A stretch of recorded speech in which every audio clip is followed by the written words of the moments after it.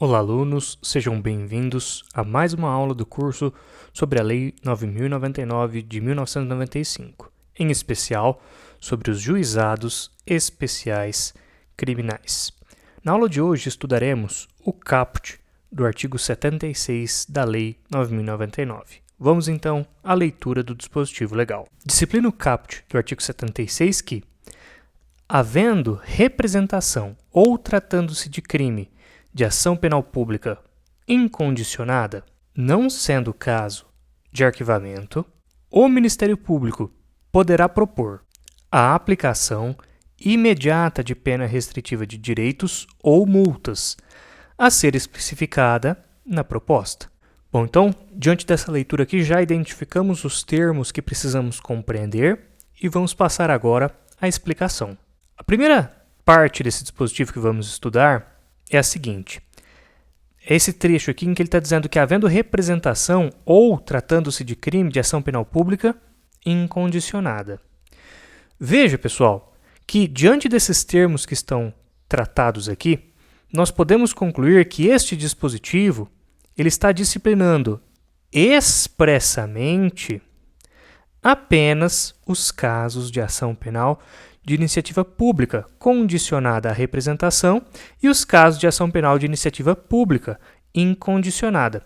Veja, portanto, que esse dispositivo disciplina expressamente só os casos de ação penal pública. E aí vem uma pergunta para nós nos fazermos. E no caso de crimes de ação penal de iniciativa privada? Será que cabe transação penal? Porque nós identificamos aqui pela leitura do artigo 76 que ele está tratando dos crimes de ação penal pública. Ele não está tratando aqui de crimes de ação penal privada. Mas a pergunta aqui é legítima, porque será que o autor do fato ele não vai poder se beneficiar com a transação penal em crimes de ação penal privada? Será que isso aí não seria mais prejudicial a ele? Bom, eu pretendo fazer um vídeo específico para os crimes de ação penal de iniciativa privada, tá bom? O que eu já adianto para vocês no dia de hoje apenas é o seguinte, que existem duas correntes, como é natural no direito, né? Existem as vozes que entendem que não haveria a transação penal para os crimes de ação penal privada, porque não há previsão expressa em lei e porque a vítima ela teria outros meios de dispor da ação penal que não a transação penal, como, por exemplo, o perdão do ofendido. Existe sim uma corrente que diz isso, mas eu afirmo a vocês que o que prevalece é que sim, é possível a aplicação da transação penal nos crimes de ação penal de iniciativa privada, tá certo? Não vou avançar sobre esse tema, porque pretendo fazer um vídeo específico, mas já digo a vocês que a resposta é positiva. No caso de crimes de ação penal de iniciativa privada, é cabível sim a transação penal, segundo o entendimento dos tribunais superiores. Mas aí a gente avança mais para frente para estudar isso. Hoje nós focaremos no que o artigo 76 disciplina expressamente.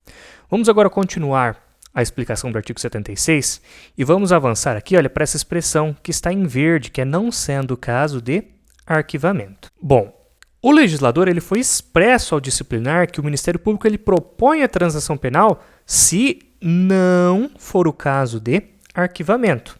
Ou seja, a transação penal ela só será oferecida quando o Ministério Público identificar que há justa causa para a instauração de eventual ação penal futura. Ou seja, o promotor ele pega aquele caderno que tem as informações sobre o fato, identifica, lendo esse caderno, que, olha, há elementos suficientes para a instauração de uma ação penal contra essa pessoa, porque eu tenho justa causa, eu tenho um lastro probatório mínimo acerca da materialidade e a autoria delitivas. Então, seria sim possível aqui oferecer a denúncia. Acontece que, como o artigo 76 ele criou o benefício aqui da transação penal, ao invés de oferecer denúncia, se o autor do fato preencher os requisitos que nós estudaremos futuramente e que estão aqui nesse artigo 76, se por um acaso, então, o autor do fato ele preencher esses requisitos, o Ministério Público, ao invés de denunciar, ou seja, ao invés de ingressar com a ação penal pública oferecendo uma denúncia, o que ele fará? Ele fará a proposta de transação penal, que é uma proposta que Se o autor do fato aceitar e cumprir integralmente, gerará a extinção da sua punibilidade. E aí vamos pensar na segunda possibilidade. Ora, e se o Ministério Público pegar os autos e identificar que não há justa causa? O que o promotor de justiça deve fazer? Será que ele oferece a transação penal? Não, de forma alguma. Se o promotor de justiça identificar que não há justa causa para a instauração de uma ação penal, aí o que ele fará será promover o arquivamento do termo circunstanciado. Então, olhem o que acontece. De qualquer forma, o Ministério Público vai avaliar se há justa causa, se há um lastro probatório mínimo para a imputação daquela infração penal de menor potencial ofensivo ao autor do fato. Então, ok, chega ali naquele momento da audiência e o Ministério Público verifica ali se tem justa causa. Existem duas possibilidades aqui. Se o Ministério Público identificar que, olha, tem sim justa causa, o que ele vai fazer? Ele vai analisar duas possibilidades. Uma delas é a transação penal.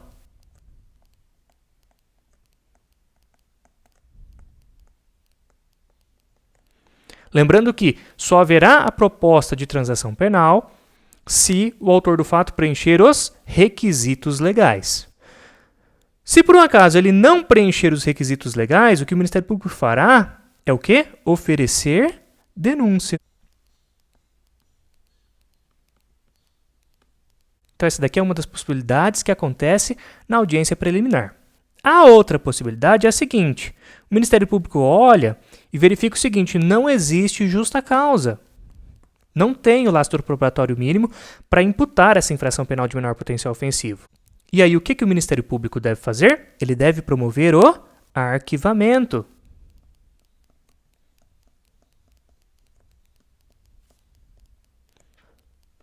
Do termo circunstanciado, tá bom? Acredito que nesse slide aqui deu para identificar com clareza o caminho que o Ministério Público tem dentro da audiência preliminar. Vamos então continuar o estudo do dispositivo legal.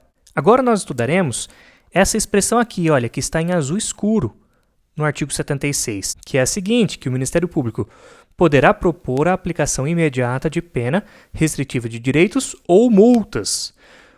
Quem pode propor? O Ministério Público. É ele que pode fazer essa proposta. Veja bem, considerando, pessoal, que nós estamos tratando aqui nesse dispositivo, como já vimos no primeiro slide, de crimes de ação penal pública, tanto faz se a ação penal pública é condicionada ou incondicionada. Considerando que esse dispositivo trata apenas dos crimes de ação penal pública, quem faz a proposta da transação penal é quem? É o titular da ação penal pública. Portanto, cabe ao Ministério Público, que é o titular da ação penal pública, formular a proposta de transação penal, ok? Então, nós identificamos aqui que em crimes de ação penal pública, quem faz a proposta é o Ministério Público. Tá certo, pessoal? Ficou claro isso? Guardem essa lógica porque nós vamos precisar dela em uma aula futura, tá bom? E agora, para concluir, vamos estudar a última expressão aqui do artigo 76 caput, que é o seguinte: o que o Ministério Público propõe? Ele propõe a aplicação imediata de uma pena restritiva de direitos ou de multa. E o que eu quero que vocês tenham em mente aqui? Eu quero que vocês tenham em mente que a transação penal, ela implica a imposição de uma pena ao autor do fato sem que ocorra qualquer condenação.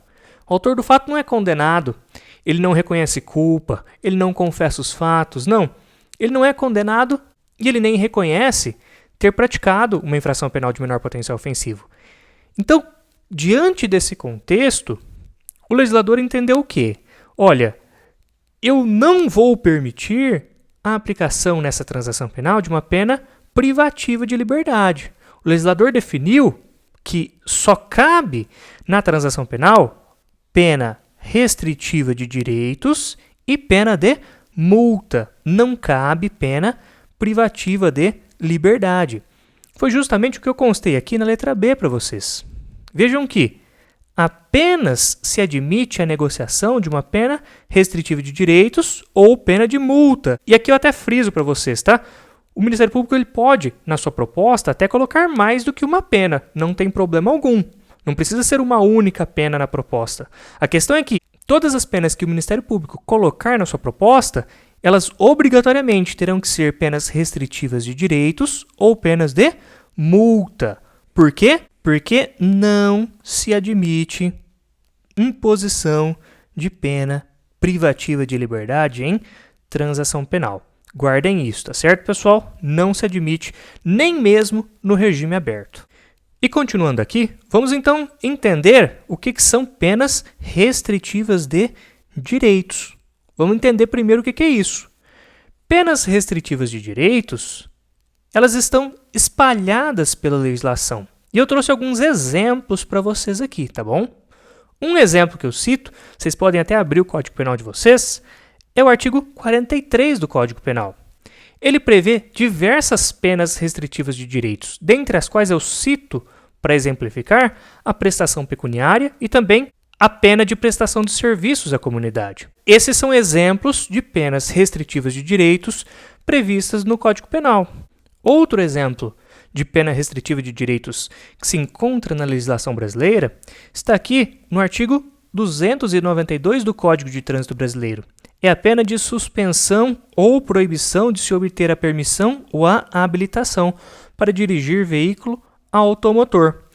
E um terceiro exemplo aqui para vocês está no artigo 8º da Lei de Crimes Ambientais. Essa Lei de Crimes Ambientais, no seu artigo 8º, traz também penas restritivas de direitos aplicáveis a crimes ambientais. Cito como exemplo a suspensão parcial ou total de atividades e o recolhimento domiciliar, tá bom?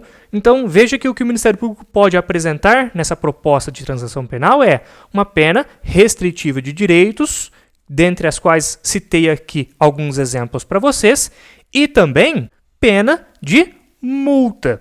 A multa é mais fácil compreender, né? A pena de multa ela consiste no pagamento de uma quantia ao fundo penitenciário. Isso aí está disciplinado também no Código Penal, tá bom? Então, entendam isso. Ou pena restritiva ou multa. Nunca pena privativa de liberdade. Eu termino a aula aqui dando apenas um exemplo de transação penal. Imagina que na proposta do Ministério Público, ele formula a proposta de pagamento de prestação pecuniária a ser revertida em favor da vítima. Ele pode chegar lá, por exemplo, olha, autor do fato, a proposta que eu faço para você, por exemplo, é de um salário mínimo que será revertido em favor da vítima. Isso é cabível, perfeito. Por quê? Porque é uma pena de prestação pecuniária. E a prestação pecuniária é uma pena restritiva de direitos. Perfeito? Espero que vocês tenham gostado da aula e nos vemos no próximo vídeo.